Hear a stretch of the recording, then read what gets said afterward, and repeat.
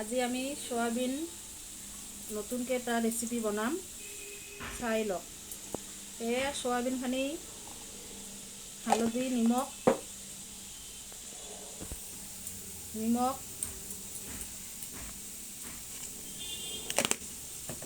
এইখিনি মাখি ল'ম।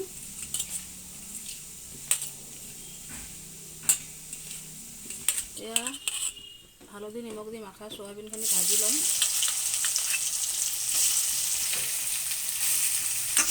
লাৰি চাৰি কেনে অলপমান ৰখাব দিম। সোয়াবিনখিনি ভাজা হৈছে, নামাই আছোঁ। এই সোয়াবিন ভাজা কেৰাহীতে মই তাৰমানে চব্জিখিনি বনাই ল'ম।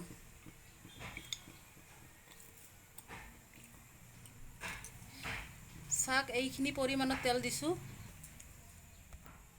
পিঁয়াজ দিলোঁ।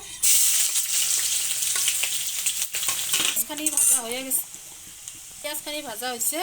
ইয়াতে আমি কণ বিলাহী দিলোঁ, সামান্য পৰিমাণে নিমখ ভালকৈ নাড়ি দিব। ইয়াতে পিঁয়াজ বাটা দিছোঁ, আদা বাটা দিছোঁ, জলকীয়া বাটা দিছোঁ, কাশ্মীৰী লঙ্কাৰ গুঁড়া, জিৰাৰ গুঁড়া 1 চামচ, জ্বলাৰ গুঁড়া, জিৰাৰ গুঁড়া দি কেনে লাৰিব লাগে। গুঁড়া দিম। হালধিখিনি পিছতে দিওঁ, মানে হালধি দিলে মানে পুৰি যায়, পিছতে দিব লাগে হালধি। এতিয়া মছলাখিনি তেল এৰি দিছে ধুনীয়াকৈ, চাই লওক। কালাৰটো বহুত ধুনীয়া হৈ গৈছে।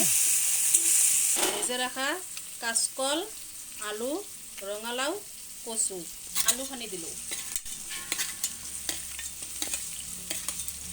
আমি কচুখিনি দিলোঁ। দি কেনে আমি লাৰা চাৰা কৰি আছোঁ।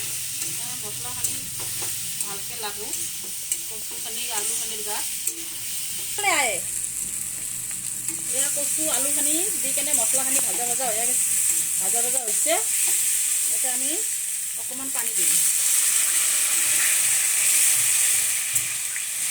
আলু কচু অলপ টান হয়তো, এই জন্য হেৰি হৈছে, গ্ৰেভি হৈ গৈছে।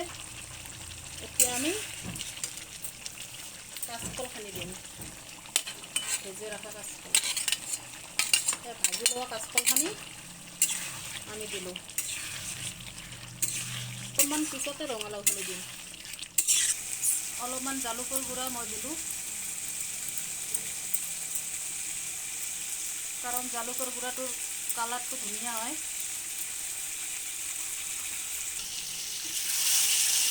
একদম ধুনীয়া হৈ গৈছে,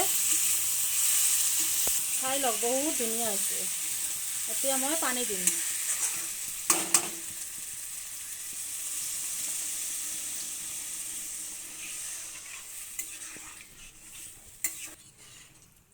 পানী অলপমান মই বেছি দিছোঁ, কাৰণ সোয়াবিন দিম যে এইকাৰণে।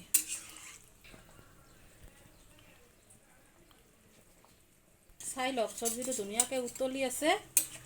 এতিয়া মই এই ৰঙালাওখিনি দিম, ভাজি ৰখা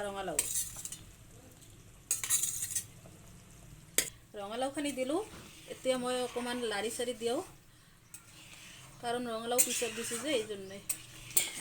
সোয়াবিনখিনি দিম, কাৰণ সোয়াবিন পিছতে দিম। সোয়াবিন দেওয়াৰ লগে লগে পানীখিনি শুকাই যাব।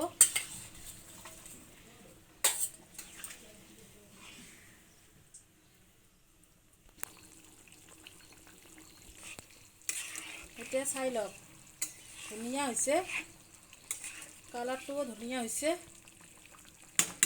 মই অলপমান এই চাহী গৰম মছলা অলপমান দি দিওঁ।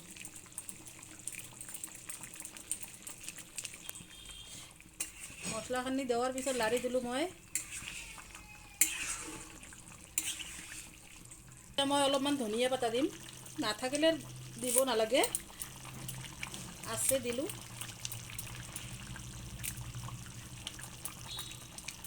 এতিয়া মোৰ ৰান্ধাখিনি হৈ গ'ল।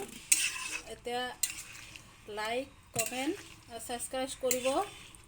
আৰু মাজে মাজে মোৰ ভুল হয়, আমি বঙালী মানুহ, বঙালী কথা আহে কেতিয়াবা, বেয়া নাপাব। মই এইটো আজি প্ৰথম ভিডিঅ' বনাইছোঁ।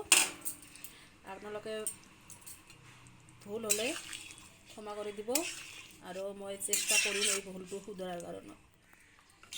সেইকাৰণে মই এইখিনিয়ে বিদায়, নেক্সট ভিডিঅ' লৈ আহিম।